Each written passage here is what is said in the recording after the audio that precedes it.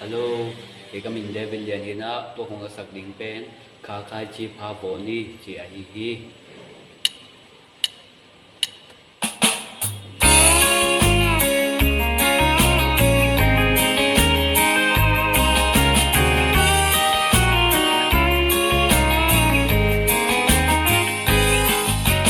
khá khai chi phá vốn đi như sim min vốn đi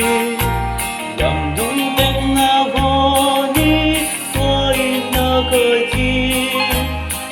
khai chi phá vốn đi vòng đến đi phát xiang na xem na nhom sai sang đi cha man ya khai chi phá vốn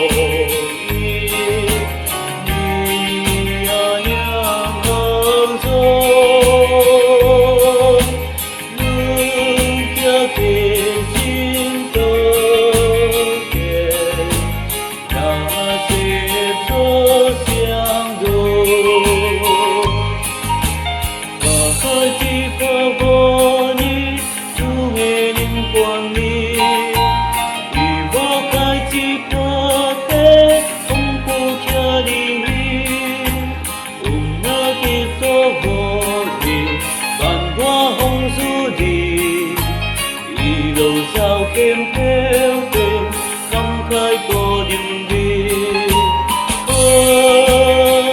coi chi bao bồ